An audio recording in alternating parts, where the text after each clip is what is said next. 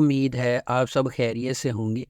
اگر آپ نے ابھی تک ہمارا چینل سبسکرائب نہیں کیا تو اسے ابھی سبسکرائب کر لیں اور بیل آئیکن کو دبانا بالکل بھی مت بھولیں۔ شکریہ۔ نمبر 9، غزلی بہجے۔ یہ سیریز نازلی کی کہانی بیان کرتی ہے، جو ایک غریب، اکیلی اور جوان ماں اپنے بیٹے میمو کے ساتھ رہتی ہے۔ جب میمو کے طاقتور اور دولت مند چچا دیمیر اکچینار کو معلوم ہوا کہ اس کے مرحوم بھائی کا ایک بیٹا ہے تو وہ میمو کی تحویل حاصل کرنے کے لیے نکلتا ہے۔ نازلی کے پیشے کو دریافت کرنے پر دیمیر نے فیصلہ کیا کہ وہ اپنے بھتیجے کو ایسی عورت کے ذریعہ پرورش کی اجازت نہیں دے سکتا۔ اس نے میمو کی تحویل حاصل کرنے کے لیے ایک شدید جنگ شروع کی، تاہم نازلی جو خود کو اس جدوجہد میں پھنسا پاتی ہے وہ شخص نہیں ہے جو دیمیر کے خیال میں وہ ہے۔ اس کے پاس اس سے بھی بڑا راز ہے۔ جیسا کہ نازلی اور دیمیر میمو کی فلاح و بہبود کے لیے لڑ رہے ہیں، اکچینار خاندان کی سکیمیں، طویل عرصے سے پوشیدہ راز اور ماضی کے سائے ان کی بڑھتی ہوئی لیکن بظاہر ناممکن محبت کو پیچیدہ بنا دیں گے۔ نمبر 8، لیلا حیات اشک عدالت۔ نوجوان لیلا کی زندگی اس وقت تباہی سے دو چار ہو جاتی ہے جب اس کے والد حلمی نے نور سے شادی کر لی، جو ایک بار لیلا کی مرحوم والدہ کی دیکھ بھال کرتی تھی۔ محبت میں اندھا ہو کر حلمی کو لیلا کی نئی سوتیلی ماں کا عذاب نظر نہیں آتا، جو ان کے گھر کو ایک زندہ ڈراؤنے خواب میں بدل دیتی ہے۔ افسوسناک طور پر حلمی کو بہت دیر سے احساس ہوتا ہے کہ نور وہ نہیں ہے جو وہ نظر آتی ہے۔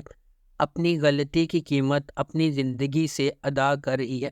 بے گھر اور اکیلی رہ گئی لیلا نے اس عورت سے بدلہ لینے کی قسم کھائی جس نے اس کے خاندان کو تباہ کیا اور اس کی زندگی چرا لی۔ نمبر 7، سیاہ قلب۔ سمرو نے ان بچوں کو چھوڑ دیا جنہیں اس نے چھوٹی عمر میں جنم دیا اور اپنے لیے ایک نئی زندگی اور خاندان بنایا۔ میلک اور نوح نے اپنی ماں کی شناخت اپنی دادی کے آخری الفاظ سے سیکھی اور اسے ڈھونڈنے کے لیے نکل پڑے۔ سمرو، جس کی شادی اب کیپاڈوشیا کے ایک امیر ترین تاجر سامت سے ہو چکی ہے، اپنے بچوں کے ساتھ اپنی شاہانہ زندگی جاری رکھے ہوئے ہے۔ تاہم سامت کے بیٹے کے بارے میں اس کی پہلی شادی جہان سے مختلف منصوبے ہیں۔ میلک اور نوح کے راستے جو اپنی ماں کا سامنا کرنا چاہتے ہیں، غیر متوقع طور پر جہان اور اس کی ہچکچاہٹ والی منگیتر سیویلائے کے ساتھ گزر جائیں گے۔ نمبر 6، برگیجے مسالی۔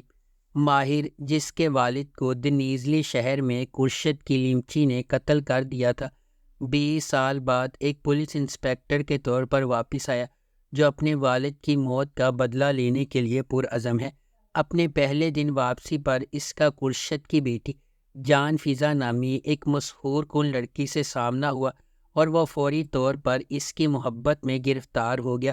جیسا کہ ماہر اس پراسرار عورت کو تلاش کرتا ہے، وہ کرشد پر بھی گہری نظر رکھتا ہے، اس کے پھسلنے کا انتظار کرتا ہے۔ ماہر کو احساس ہے کہ اس کا موقع کرشد کی بیٹی کی شادی میں آئے گا، لیکن جو وہ نہیں جانتا وہ یہ ہے کہ یہ واقعہ اس کی زندگی کو ہمیشہ کے لیے بدل دے گا، جو ایک غیر متوقع موڑ سے بھری ہوئی رات کا آغاز ہوگا۔ نمبر 5، اعلان۔ میلکے، جو بے قصور ہے، اپنے شوہر کو قتل کرنے کے جرم میں سزا یافتہ ہے اور 20 سال بعد رہا ہو جاتی ہے۔ اس کا واحد خواب اپنی بیٹی ہازال کے ساتھ دوبارہ ملنا ہے، جسے اس نے بچپن میں اپنی بہن کے سپرد کیا تھا۔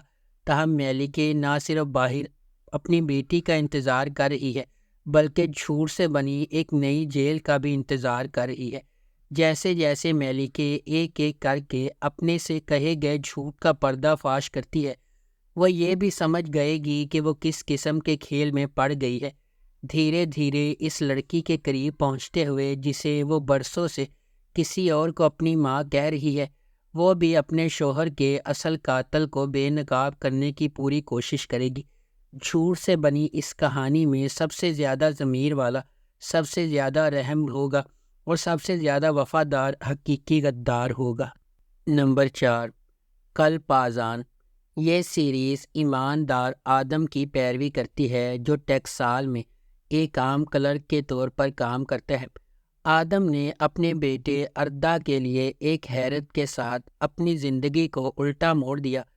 ایسا لگتا ہے کہ ایک معصوم اشارہ آدم کی زندگی میں ایک ناقابل واپسی تنزلی کا باعث بنتا ہے، جس سے وہ اپنی ملازمت، اس کی بیوی جانان اور یہاں تک کہ اس کے بیٹے کو بھی کھونے کے دہانے پر پہنچا دیتا ہے۔ اس مشکل دور میں اس کے کرشماتی لیکن ہوشیار بھائی کارتال کی آمد کے ساتھ حالات مزید خراب ہو گئے۔ جیسا کہ دونوں بھائی قانون کو چیلنج کرتے ہیں، صرف وہی شخص جو ان کے زوال کا سبب بن سکتی ہے وہ ہے پولیس آفیسر عائشہ۔ کارتال کا عائشہ کے ساتھ غیر متوقع سامنا اور اس کے بعد محبت توازن کو پوری طرح سے بدل دے گی۔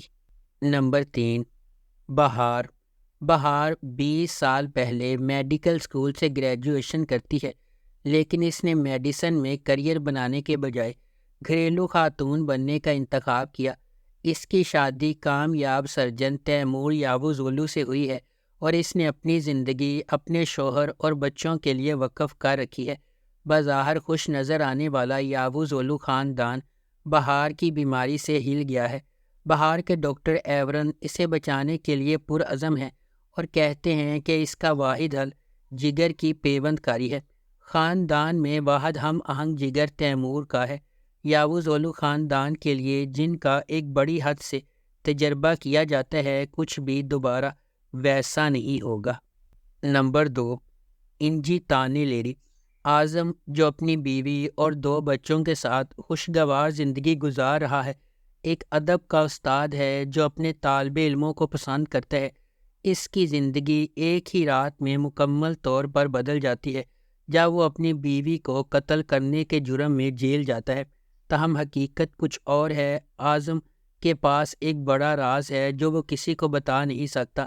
اعظم، جس نے 4 دیواری کے درمیان کئی سال گزارے ہیں، جیل سے باہر آنے پر اس کا ایک ہی مقصد ہے اپنے بچوں کو ڈھونڈنا اور ان کے ساتھ کھانے کی میز پر دوبارہ بیٹھنا، لیکن یہ بالکل بھی آسان نہیں ہوگا۔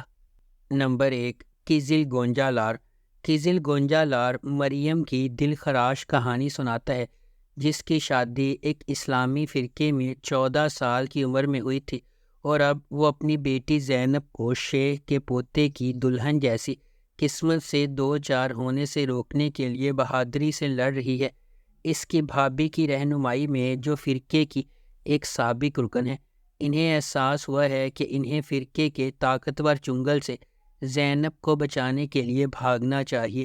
ڈرتے ڈرتے اپنے منصوبوں کو اپنے ظالم شوہر سے چھپاتے ہوئے مریم کو پہلے سیکولر سائیکیٹرسٹ لیونٹ کے گھر میں دیکھ بھال کرنے والے کے طور پر پیسہ کمانا چاہیے، جو اس کی مدد کرنے پر راضی ہے۔ ان کے متصادم مذہبی اور ترقی پسند عقائد کے باوجود مریم اور لیونٹ جذباتی طور پر ایک ساتھ کھینچے جاتے ہیں، لیکن ان کی زندگی میں انتشار اور گہرا ہوتا جاتا ہے جب ان کی بیٹی کی شناخت سامنے آتی ہے۔ اگر آپ کو ہماری یہ ویڈیو پسند آئی ہے تو اسے لائک کریں، شیئر کریں اور ہمارے چینل کو سبسکرائب کرنا بالکل بھی مت بھولیں۔ آپ کا بہت بہت شکریہ۔